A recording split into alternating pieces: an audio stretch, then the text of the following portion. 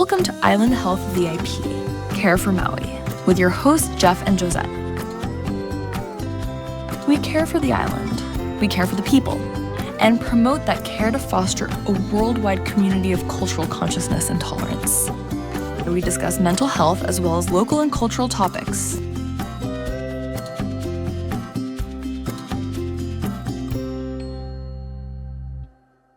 Hello, loyal listeners and new people tuning in to IslandHealth.VIP KAOI radio show and podcast.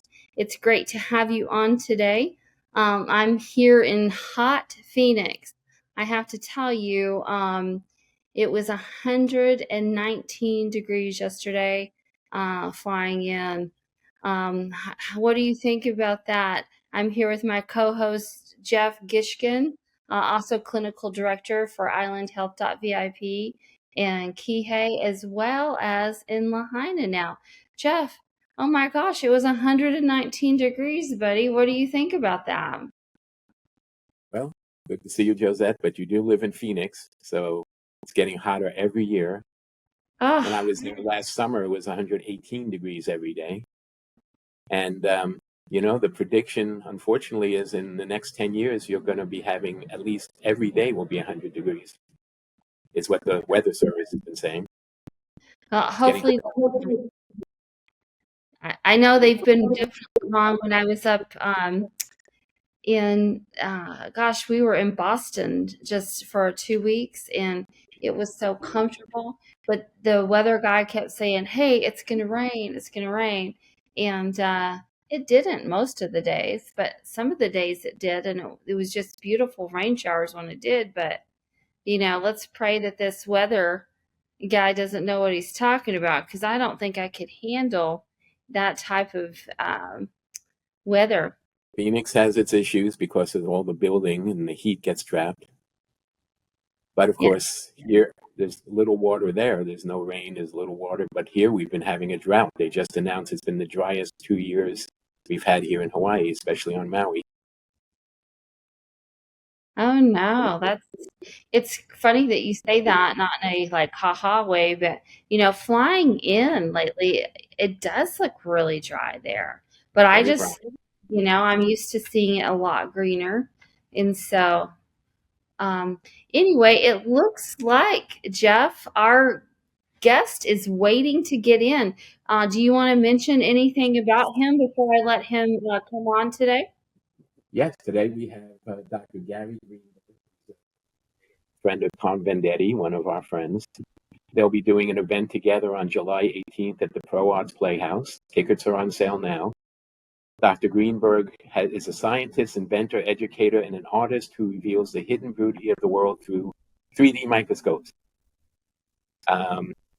He takes ordinary objects such as grains of sand, flowers, and living cells and makes them into extraordinary landscapes of color and form. He holds 19 U.S. patents. He's revolutionized 3D microscopes. He's uses technology in research, medicine, and industry. His images have been in scientific journals, in Hollywood movies, such as the original Superman. Apparently, Krypton was one of Dr. Greenberg's creations. He actually photographed the moon dust from NASA's Apollo missions. He's actually a developmental biologist and assistant professor at USC, but now he lives on Maui, where he continues his research and his photography. So let's welcome Dr. Gary Greenberg. Aloha, Doctor. Aloha, Dr. Greenberg. Welcome to Island KAOI radio show and our podcast. How are you? Aloha. Thank you, Josette, for inviting me. I'm fine. How are you doing? And how are you doing, Jeff? Very good. I appreciate you being on the show. I just introduced you with the information that I had. So we certainly want to talk about your work, your photography, the work with Tom Vendetti, the upcoming event on July 18th. There's a lot to talk about. Good. Dr. Greenberg, I'm impressed. They always say what's above is below, and it sounds like what's within is without, and, all of those things. So it sounds like you have some pretty amazing photography going on. It's true. I've got, I look at a world that most people are not in touch with. It's a world that's right under our noses, but you need a microscope to see it. So it's a strange, fabulous world, and it sort of is the, we're able to sort of see the fabric of the real world behind everything. So it's a lot of fun. It's like it's like being a kid with X-ray glasses. You get to see things other people don't get to see. Now that could get you in trouble. That's true. That's true.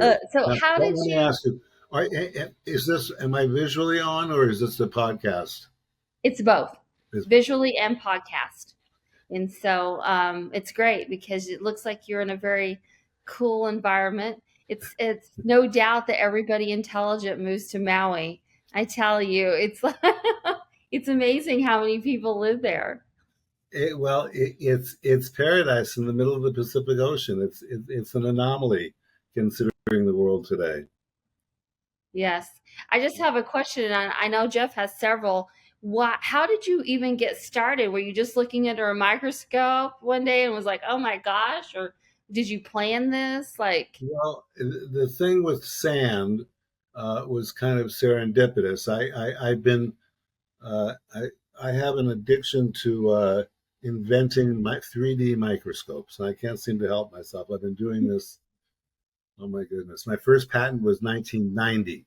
wow. So this is a while ago, 35 years ago. So I've been doing this for a really long time, and I come from a space as an academic. I used to be a assistant professor, at University of Southern California, doing research and teaching. So I've always used microscopes as my research tool. And then one day, year 2000, I was then living in Philadelphia, and I was making this little add-on device that would turn a 2D microscope into a 3D microscope. And I was sitting there one day, and I saw a film can. We had film canisters in those days, because in those days I used film. I didn't have a digital camera yet. And it was filled with sand from Lahaina that my brother had sent me. It had been sitting on the shelf for about a year. He wanted me to come visit. So I thought, wow, I wonder what that looks like. And I put it through the microscope. And I was just, I couldn't believe what I was looking at, because I had no idea what sand actually was, especially sand from Hawaii. I mean, sand, if it was sand from, say, Santa Monica, it would look very different. It looked like quartz crystals, and I might not have been so fascinated by it. But I saw this sand, and I thought, wow, what do other sand look like? So I had a friend who was living in the Virgin Islands, and I had him send me some sand. And it was unbelievably spectacular, but completely different. So I started writing people that have friends of mine to send me sand. And I guess the word got around, because I have thousands of samples of sand from around the world, and I've been photographing them. I've written 2 different books on sand. I gave a TED talk on sand, and I've given many other types of talks on sand. So it all was kind of serendipitous, and that's how things have happened in my life. I haven't really planned. Well, I shouldn't say I haven't planned things. I got a PhD. You certainly have to plan to do that. That's true. But it seems I don't plan the overall bigger things. I'm not sure how to say that, but I'm sort of open to what happens at the time. My life has taken many different turns. At Island Health, healing is more than care. It's connection. From therapy to retreat, we guide you back to balance, rooted in nature and community. Come home to yourself. Call us at 808-336-2611 or visit us online at IslandHealth.VIP. From Maka to Makai, when Hawaii needs stability, it turns to Prometheus Construction. Since 2002, we've been protecting Hawaii's homes, highways, and shorelines with proven solutions that stand the test of time.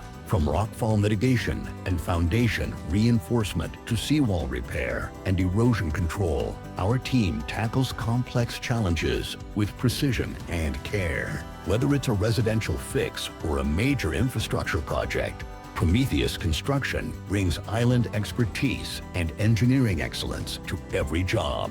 Call today for your free on-site consultation at 808-591-1141 or visit PrometheusHI.com. Call today for Prometheus Construction, stabilizing Hawaii, one project at a time. So, Dr. Greenberg, are you telling us that you're the Sandman? I am the Sandman. And when I was young, that was my Mr. Sandman, send me a dream. That was the song then. So I'm afraid very few of our listeners will be able to relate to that. So you can sing as well as examine, but it's hard to believe that sand would be different from different places. What is the differences? They just think sand is sand. What do you find is different?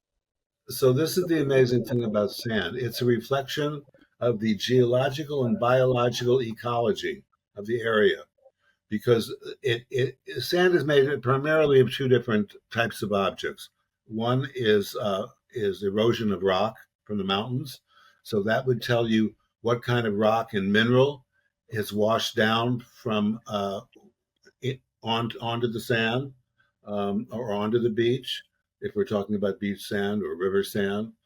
And the other part, it's biologically generated. So biogenic sand, or sand that comes from biological organisms, is, if you think about it, there's a lot of biological organisms that make hard tissues, shells, teeth, bones, that do not erode easily. So after that animal or plant dies, its hard tissue is left behind, and it becomes grainy. It becomes grains of sand. So things like bits of coral, sea urchin spine, sponge spicules, little fragments of shells.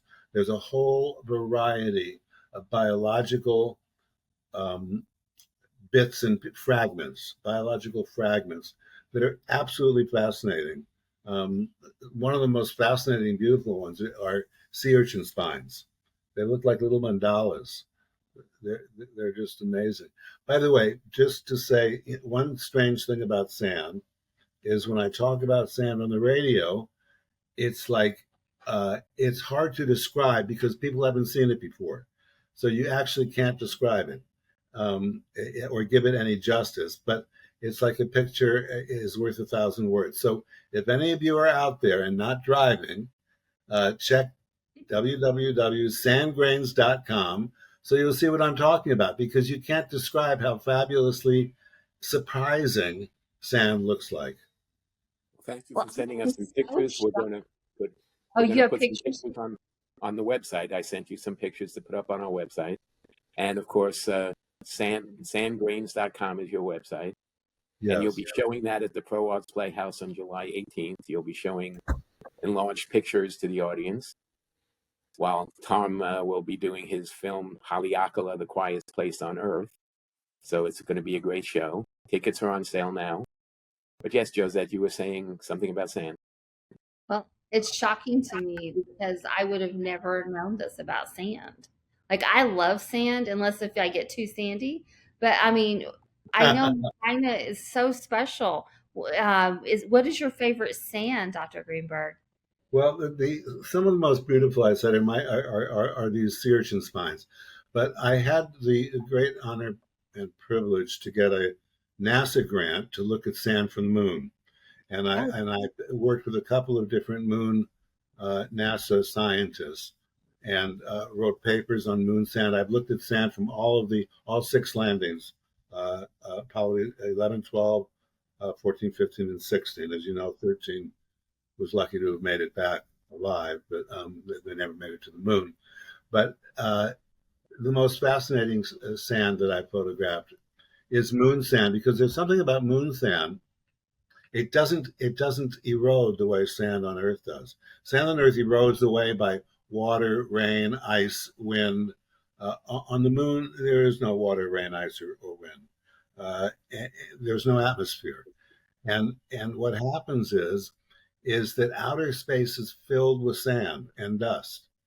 And these little sand and dust particles are going relative to the moon and the earth like 20 or 30,000 miles an hour. So if they hit the earth or the moon, even though it's a grain of dust on the moon, because there's no atmosphere that they burn up in, it hits these little grains of sand and it melts them and puts little holes. It literally drills little holes in the middle of grains of sand. So, and they're called ring agglutinates. If you go to my website, you can see it. I probably should have sent you a picture of that.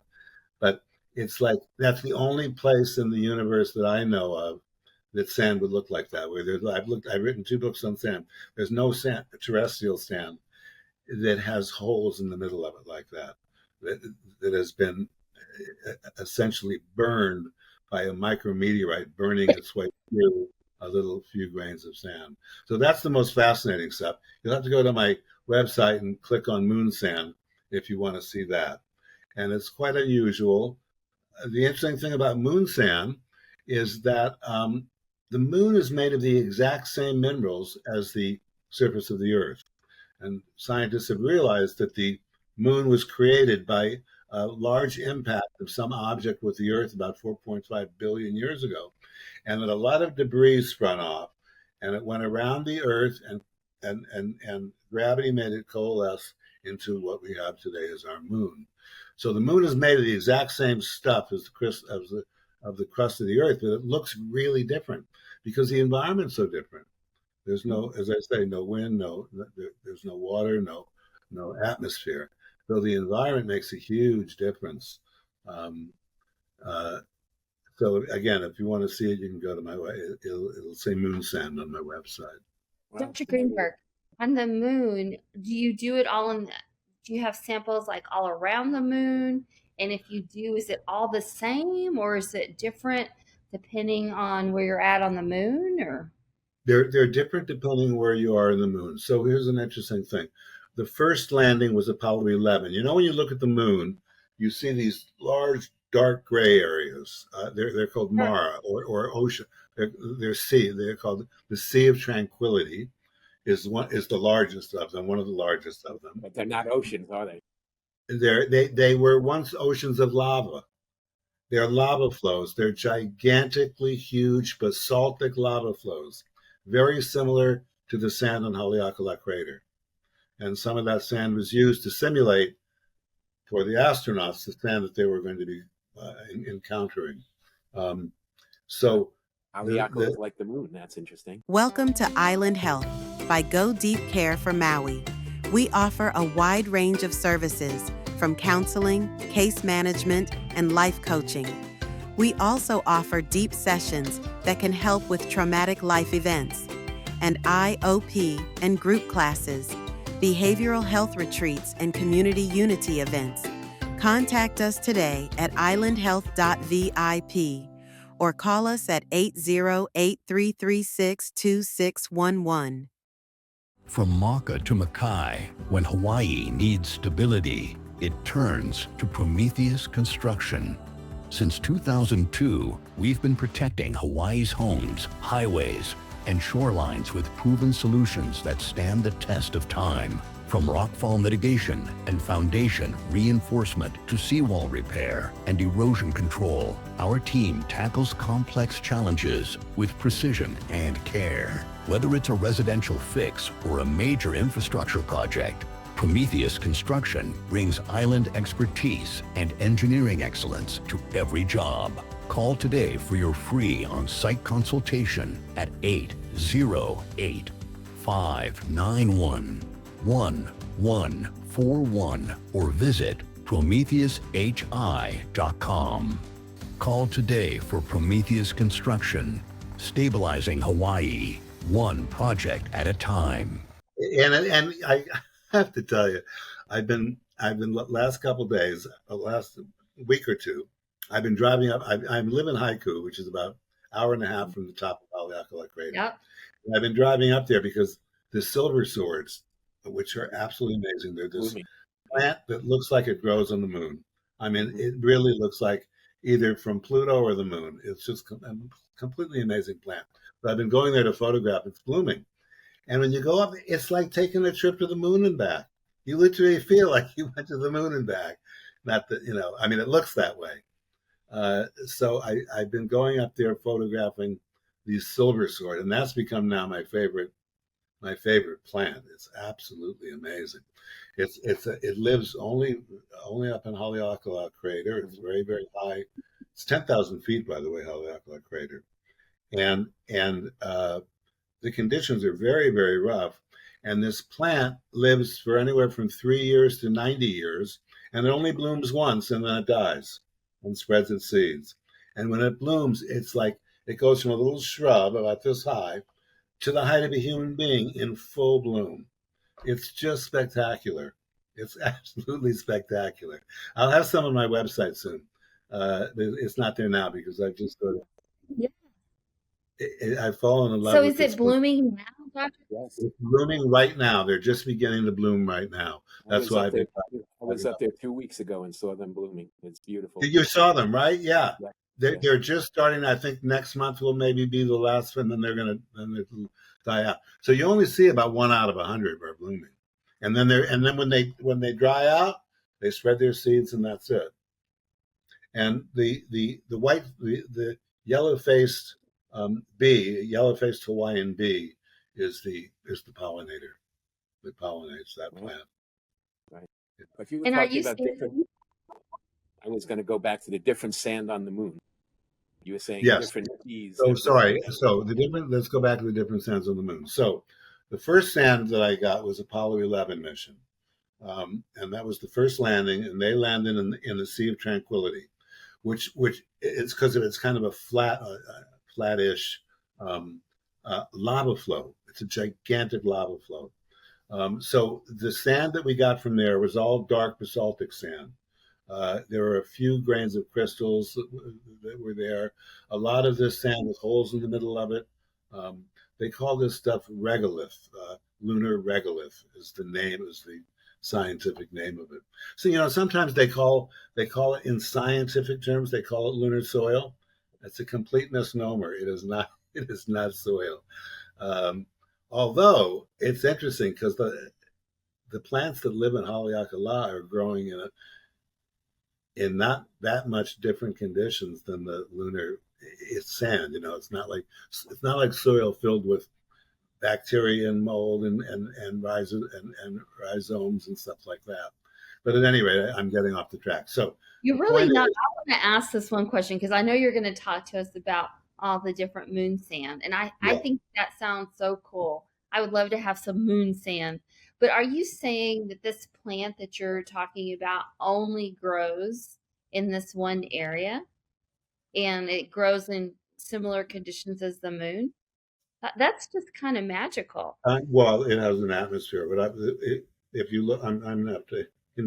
I see. This is what's great about this phone right now. Let me hold on 1 second. Does the silversword grow anywhere other than Haleakalā? See, this is what you have to do these days. It's great. I don't believe so. I've always heard it only grows on Haleakalā. No, the silversword plant is not exclusively found on Haleakalā. Oh, okay. So it's on the Big Island. Hold on, it's on the Big Island, and on Mauna Loa. But it's on volcanic mountains in Hawaii. It lives in the. It's too bad I can't show you these pictures, but if you look at, it grows out of little pebbles, and it's all pebbles and sand and rocks, and amazing. It somehow survives and is a little shrub, and then makes this last unbelievable display of fabulous life, and then boom, out. It's pretty amazing. Anyway, so the moon is very interesting. So I have the different landings. The first landing, Apollo 11, was mainly a lava flow of basaltic rock. Then some of the other landings were more in the highlands, meaning they're more like mountainous. Sure. And there you saw different kinds of minerals mixed with lava. And what you saw was a lot of glass. Because what happens is the moon, well, first of all, 3.5 billion years ago, the moon used to have volcanoes. That's where all the lava flows came from. And in those, as a result of those volcanoes, there were a lot of crystal minerals that were formed. So you find those. And they haven't eroded away. This is an interesting thing. I have a picture of a little grain of dust, a crystal mineral, tiny thing that's perfect. And it's 3.5 billion years old. It never eroded away. Then on the other, here's the interesting thing. There's what's called the highlands. Those are more mountainous areas. They're the whiter areas of the moon. By the way, the moon, if you it's really gray colored. By the way, it looks white because it's so white against a black background. But it's actually, if you were there, it would look gray. Interesting. And when I take it out of the vault that it's kept, and you just lay it out, and you can see it's like a grayish color material. You have to get in with the microscope. It's like sand. You look at sand, it looks beige kind of color. Well, it's not till you get in with a microscope that you see there's red, green, blue, yellow. There's every color in the rainbow there. But you can't see it until you look with a microscope. And it's the same with sand on the moon. So it looks grayish until you look with a microscope. But a lot of it is glass. And the glass comes from these bombardments, because what happens when you heat up sand? It turns to glass, right? So all these bombardments create a huge amount of heat and energy, and that's being turned into glass. And that gets bombarded again. So there's huge, and all different colors of glass. It's beautiful. And the little bits of glass, shards of glass, get smaller and smaller. So a lot of the sand on the moon is almost kind of a powdered glass. It's not powdered. It's shards of glass, very sharp shards of glass, because they don't erode away. So they're extremely dangerous for human beings. I was just going to breathe. It's really bad news breathing them. They get into all the articulations in the suits. I've noticed they're making the suits different now, because that was a real problem. The sand would get into these joints in the suits where they would articulate. They're interior now, yet they're not on the exterior part of the suits. So the big problem for human beings going back on the moon is dealing with meteorite bombardments and micrometeorite bombardments, because they're dangerous. Meteorite bombardments are outright dangerous, because if you have something the size of a pebble going 20,000 miles an hour, that's not kidding. That's an incident. So the other side of the moon. So remember Pink Floyd. I don't know how many of your listeners know who Pink Floyd is, but they had a very popular album, my favorite album, called The Dark Side of the Moon. Yes. Well, here's the deal. There is no dark side of the moon, or there is a dark side, but the moon is always facing, the same face of the moon is always facing the Earth. We only see one face of the Earth. We don't see the backside. So there's the backside of the moon and the front side of the moon. Although we see the light come across the moon every month, makes a crescent, and then finally the full moon. But the moon, we never see a different face. We only see one face. It rotates at the exact same rate that we're spinning. So it's locked, what's called tidally locked. Our tides have locked the moon in. So what happens is we don't see the far side of the moon, or the dark. They call it the dark side of the moon. Now, it actually is a dark side of the moon, because it's radio dark.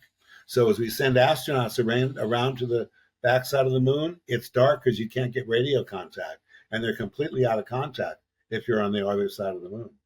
So it's a dangerous maneuver for NASA to do when you go on the dark side of the moon, or the other side of the moon.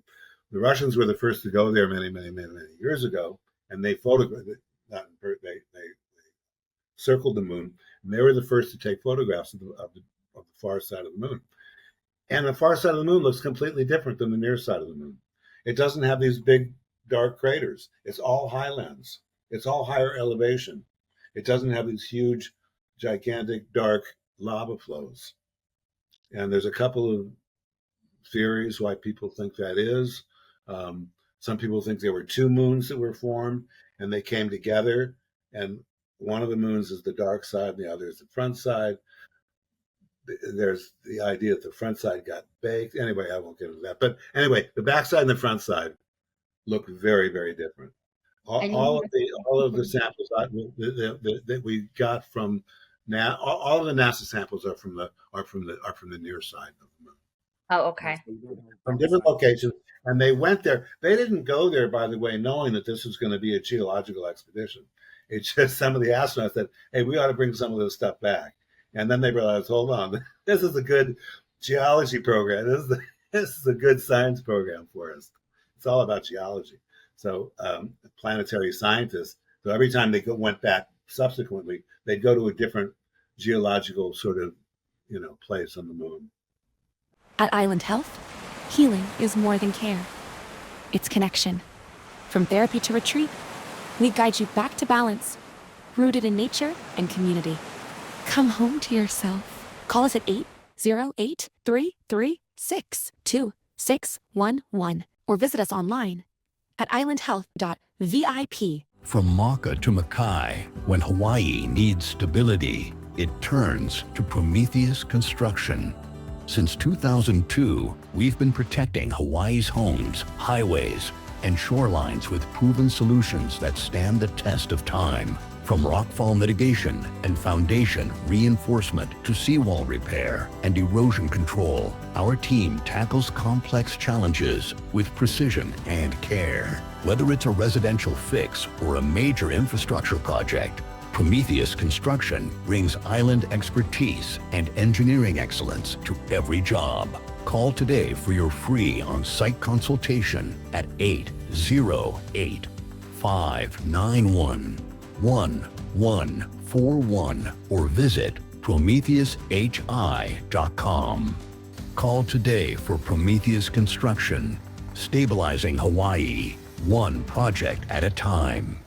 And so when you're looking at this moon sand, is there any evidence of any life that was ever there or any? I really looked out for it. I once saw a grain of sand that had these channels that looked very similar to channels that are made by bacteria in shell fragments. Huh. And I thought for sure, God, is this bacterial trail going through a little grain of sand? Because we have that on Earth.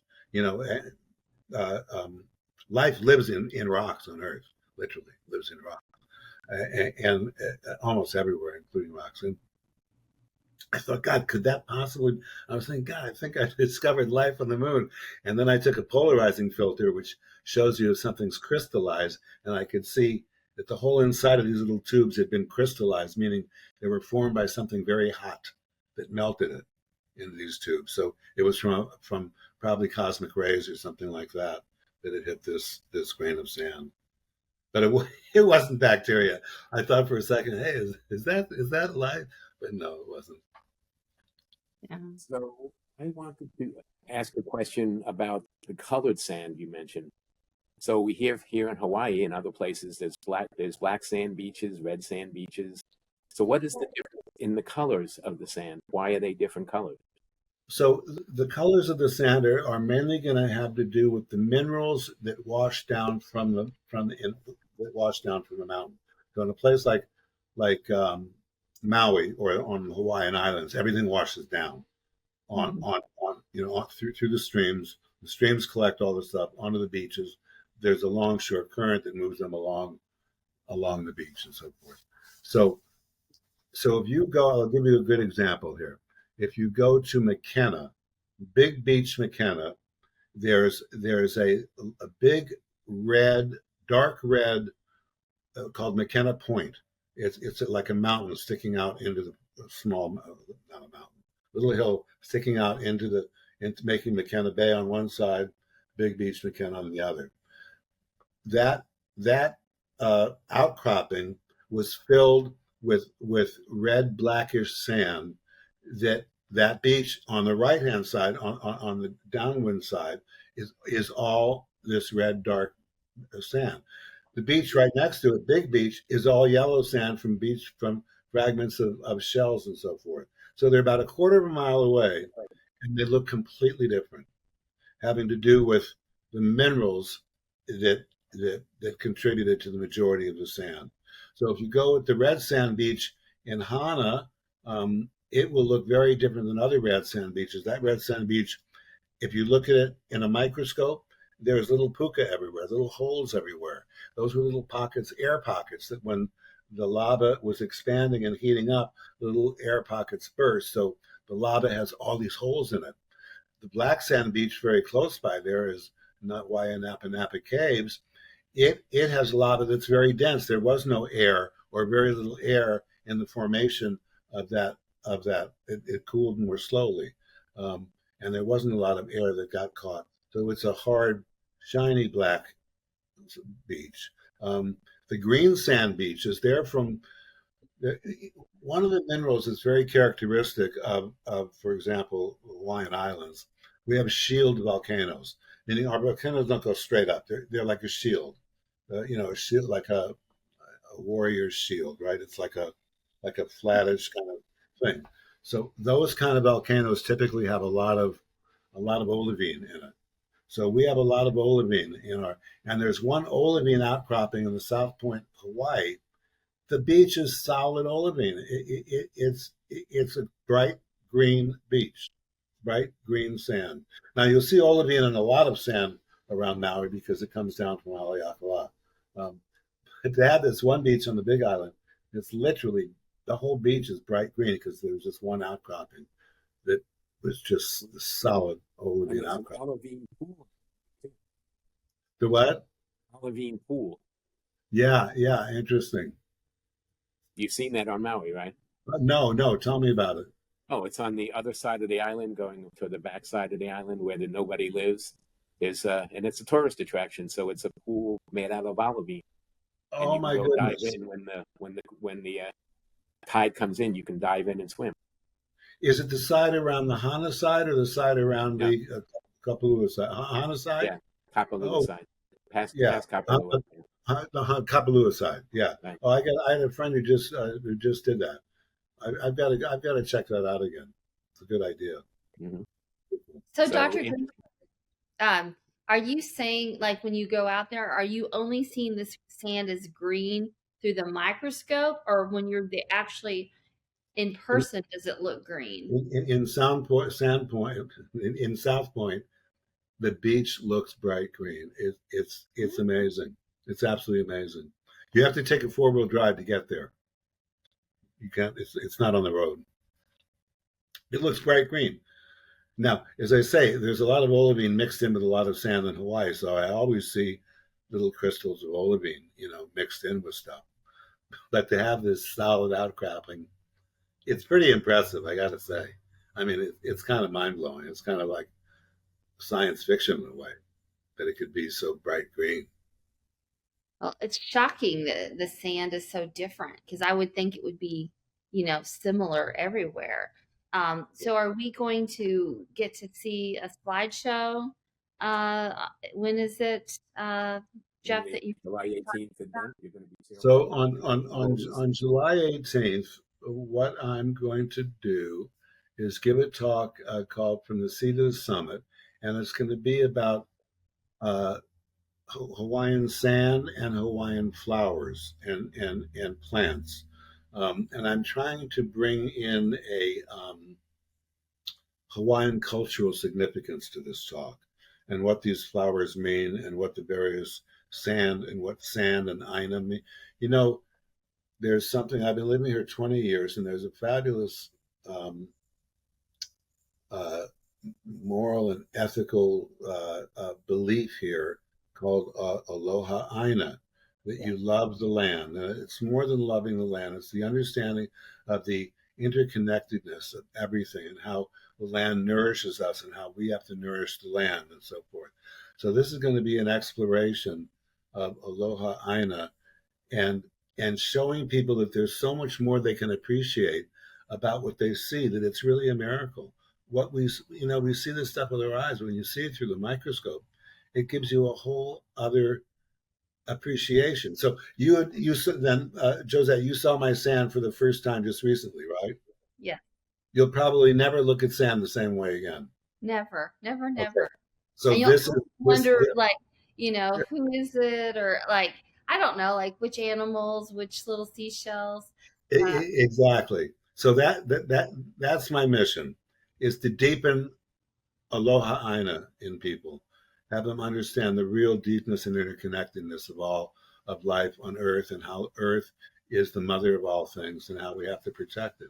So that's the focus of what my talk is going to be. Ending up with this silversword, which is just an amazing plant. God, it's so incredible, such a trip. And then I'm just show the moon sand, and then I'm going to end up with I'm not sure if you know who Dr. Noah Emmett Luli was. He was a Hawaiian practitioner, and he kind of brought together something called the 19 values of Aloha. Not that there's 19 values, but he brought these 19, you can look them up at one point. But they're all the words we know. Aloha, Kuleana, Malama, Lokahi, working together, all the various cultural, I say cultural philosophy or spiritual philosophy of the Hawaiians are embedded in these 19 words. And Tom Vendetti and I made a little movie using these 19 words, and I'm going to end up with that. I haven't seen that one. And so my mission is, I see this stuff on television all the time, and I'm saying, man, there's no aloha there. There's no aloha going on. Aloha can really help heal the world. And this is I'm on this mission now somehow. I can't seem to get off of it. How important the values of aloha are, and how we need to embrace these values to live together as a planet. I agree with you. That's the main reason that we're even in Maui. We opened up Island Health in the first place to help preserve culture, help perpetuate it. Aloha. Right. Welcome to Island Health by Go Deep Care for Maui. We offer a wide range of services, from counseling, case management, and life coaching. We also offer deep sessions that can help with traumatic life events, and IOP and group classes, behavioral health retreats, and community unity events. Contact us today at IslandHealth.VIP or call us at 808-336-2611. From Maka to Makai, when Hawaii needs stability, it turns to Prometheus Construction.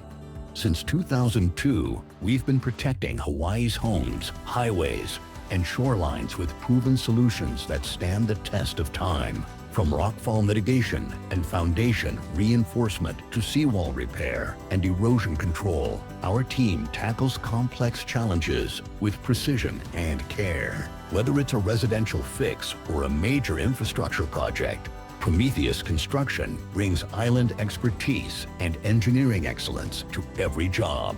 Call today for your free on-site consultation at 808-591-1141 or visit PrometheusHI.com. Call today for Prometheus Construction, stabilizing Hawaii, one project at a time. I mean, if you stop and think, it's miraculous because Hawaii is in the middle of nothing. It's thousands of miles of land around, and it is paradise. And Yes. the Aloha is so special. It is. It's a very special thing, and I was realizing, this idea. One of the really bad things you can say about somebody is you got no aloha. That's horrible. So this event on July 18th is a fundraiser at the Pro Arts Playhouse to help bring Aloha around the world, which is what Tom works on with the Mahala Foundation and Keola Beamer to spread Aloha around the world. They've been spreading aloha. I'm just beginning to do this, although I've been for 20 years. I moved here 20 years ago, and I became a substitute teacher at Kamehameha schools, learning about aloha and learning about Hawaiian values. And now I can't help myself but try and spread it, because I think it's our only way out. It's from people to get a little bit of aloha. Yeah, we all need it, and it's so catching. It's like a smile once you have it, and so Yes, we just want to continue. I usually yes, have an aloha necklace on, but I'm not wearing it today. beautiful, good, So good. you're doing microscopic work from the ocean to the summit. So do you ever look at coral? And what do you see in coral? And have you noticed the dying off of coral through your microscope? Well, sadly, yes, and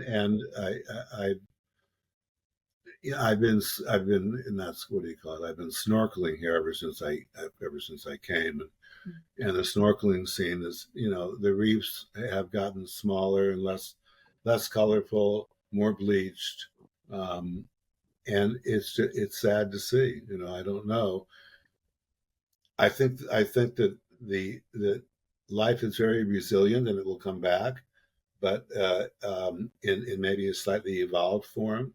This is the thing about life. Life right now, life on Earth, this is the best zoo there's ever been on Earth ever before. We have more plants and animals on Earth than we've ever had before. It's just spectacular. Oh yeah, I mean when there are times when the Earth was a complete snowball. There were times when the Earth was completely a volcano everywhere. I mean, Earth has gone through a lot, and plants and animals have come and gone all during this time.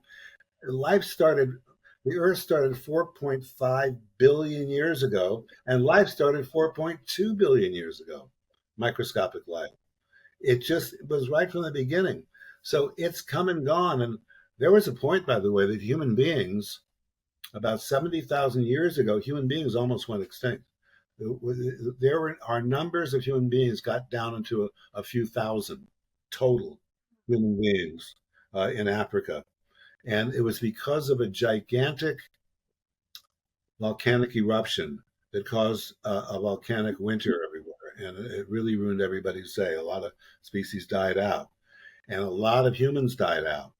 And it's thought that the reason that humans survived, and after that point, they accelerated in numbers almost exponentially.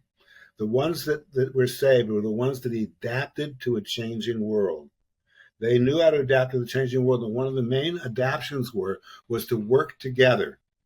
What are called the cooperation genes. I like to call them the Aloha genes, because Okay. it was the genes where people would work together to solve problems, and because the problems were really difficult, and they did solve them, and then life just took off. And for those people who had these sets of genes where their verbal skills were better, art at the same time, art was being developed by human beings, um, and so it was a real turning point. So we almost got wiped out 70,000 years ago. Human beings are only 200,000 years old to begin with, but we almost got totally wiped out 70,000 years ago. Species get wiped out all the time. Right now, we got it's a great zoo. This is the best zoo this side of the Milky Way. I like that. I like your perspective on life, your lens. It's very it's aloha. Yeah. Yes. Yes. This is what I need to spread. I've got, as I said, I'm a substitute teacher at Kamehameha schools, and every year my seniors go off, to different colleges and universities. One of my interns this year is going to Columbia. She knows nobody there, and I'm thinking, holy cow, there's not a lot of aloha floating around New York City and Columbia. That's a big And change from the islands, that's for sure. yeah, can you imagine? Well, I'm from Uh, New York City, so I oh, know. you're funny, so you know, yeah, not a huge amount of aloha going on there. No, Yeah. Yeah, probably the opposite. yeah, But really. it's interesting you combine science with aloha, and that's different. Well, one of the interesting things that I and what this I'm working on a very interesting talk, which I'll give you a little key into, and why I'm interested in Hawaiian and science. The Hawaiians were some of the first people to come up with the idea of evolution, way before the Westerners did. And there's something called the Kumulipo. The Kumulipo is the creation chant of Hawaiians. It's hundreds of years old. It's a very long chant, and it starts with the creation of the world and the creation and how everything was created from heat. And how all the plants, all the animals, all the slime was created, then all the different fishes and the corals were the first ones created, which, by the way, the corals were the first multicellular organisms. So the Hawaiians were in right. the evolution of life. And so they came up with this idea that land is created and destroyed. They could see it. They could see in the Big Island and on Maui that land is being created and flowing into the ocean. And they could see up in the northern part of the chain that these islands were eroding away and sinking into the ocean. They knew that the world was evolving. This was part of their everyday understanding, their common sense understanding that we live in a changing, evolving world. So this Kumalipo describes, this chant describes this whole genealogy and how the creation of Earth and the oceans and all the plants and animals has to do with our ancestry, with Hawaiian ancestry. So I'm trying to relate Hawaiian values and Hawaiian chants and things like the beautiful Hawaiian flowers and sand with science, and draw that connection, of which there are. By the way, Hawaiians up until very recently were extremely pro-science. It's only because of this telescope incident that they recently became a group of Hawaiians became very anti-science because of this telescope that got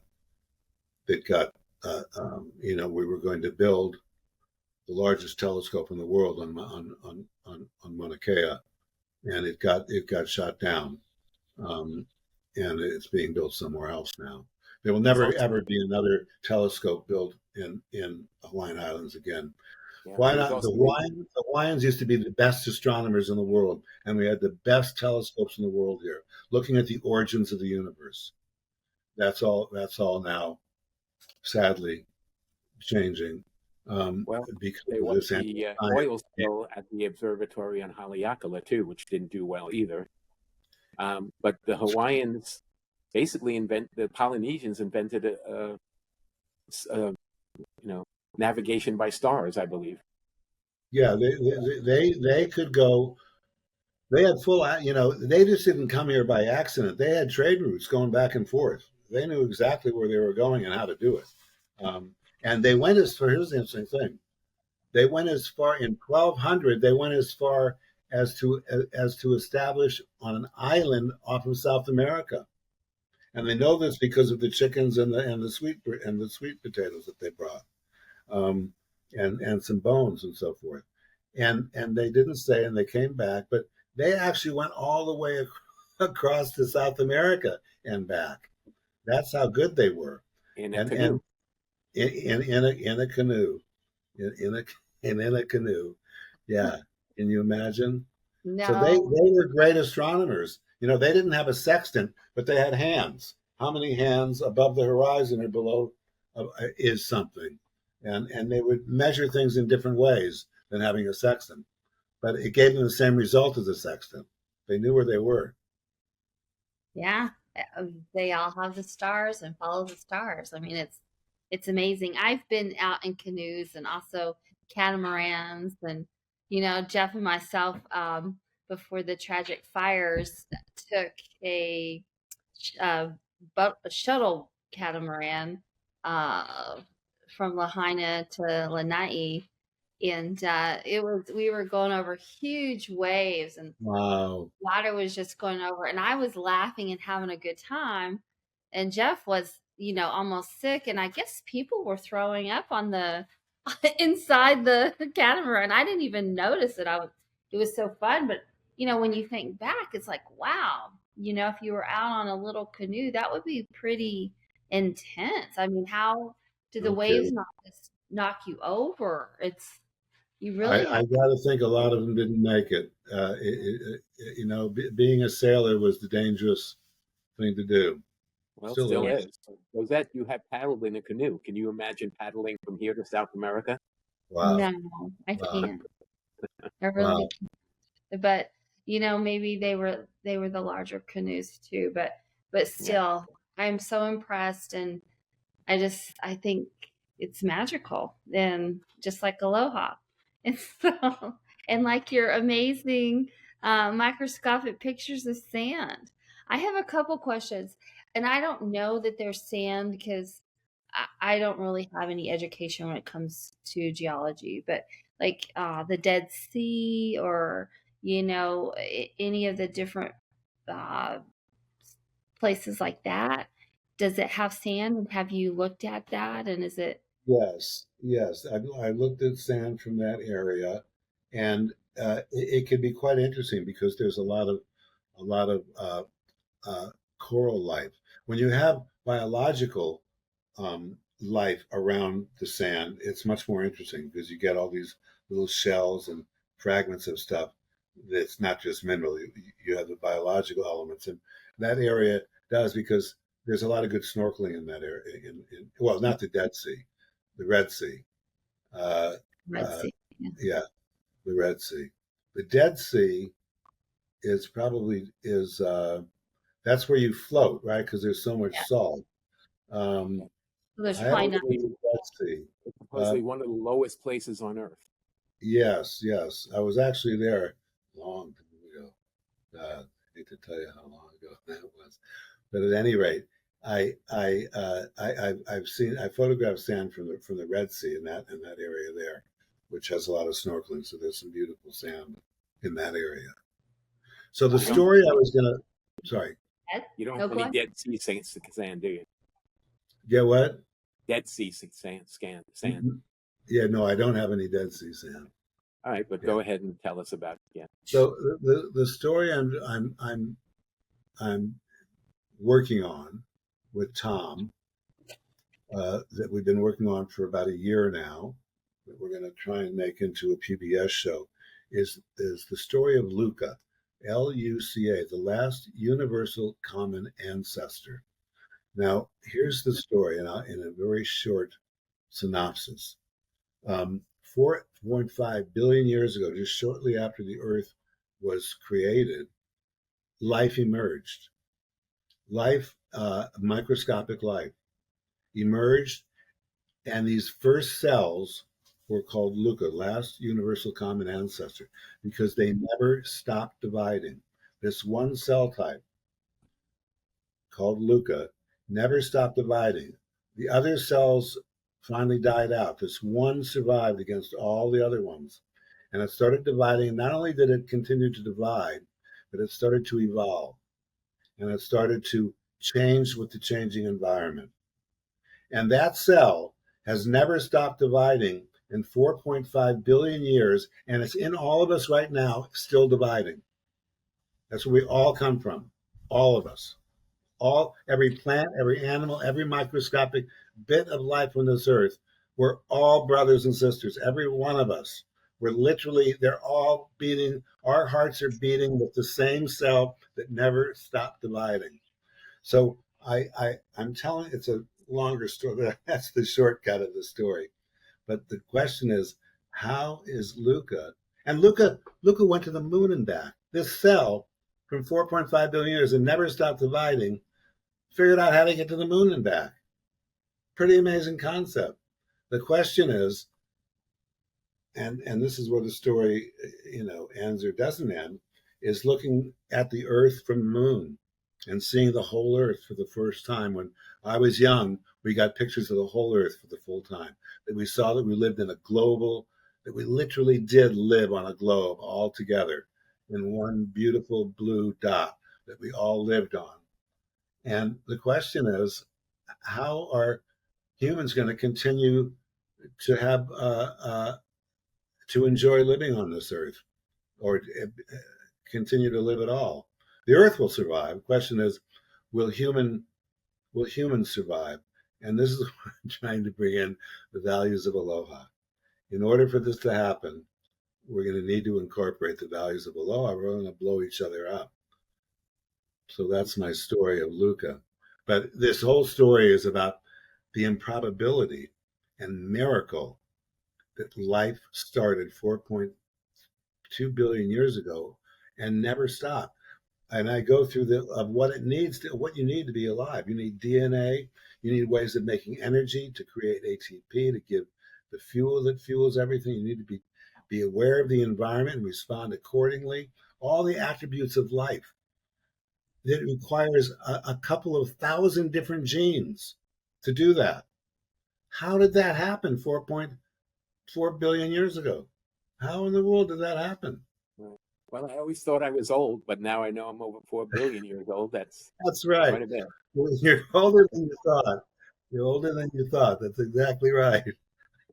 Well, it's funny because I didn't want to be morbid, and I don't, I was wondering, like, when you're looking at all the sand under a telescope, I was wondering, people that have been cremated, that were dust. I was wondering if, that dust looked different, or if it, or like when you're looking at sand, if there was ever a burial site or something, with remains that would make the sand look different.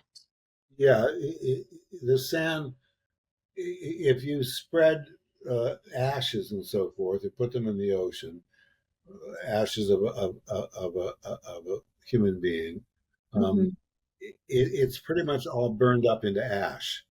Okay. So it's like volcanic ash, except all the bones don't burn up, so there'll be bits of bones left. You'll Right. be able to, bits of hard tissue will, will remain. The other stuff gets burned up into ash. And of course, if you let a human being, you bury a human being, they're decomposed back into the elements of the earth. Almost all life is made of oxygen, hydrogen, um, uh, uh, uh, nitrogen, carbon. It's all carbon based.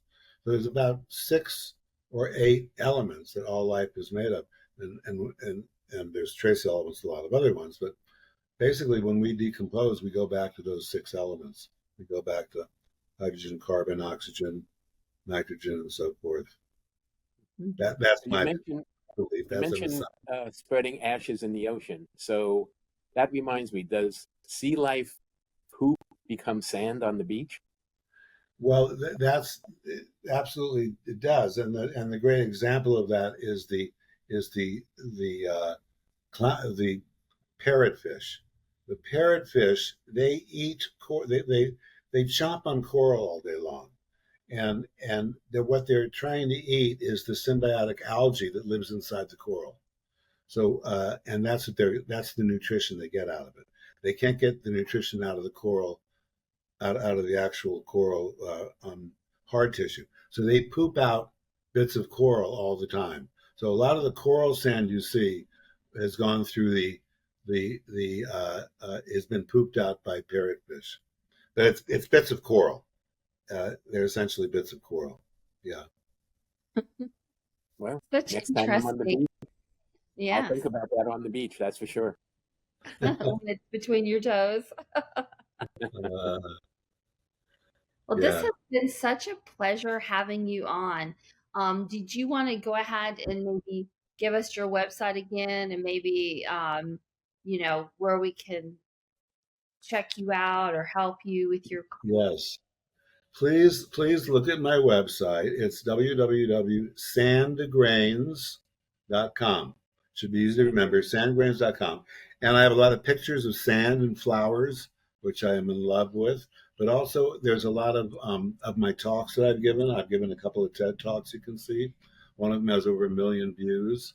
I've given in fact, this talk about Luca is on my page that shows talks on my talks page, and it's the talk I gave at the University of Hawaii several months ago about the story of Luca that I've been telling you about. So if you're a real nerd, a real science nerd, and have an hour you want to waste, then go to my website and look at my talk on telescopes, microscopes, and human consciousness.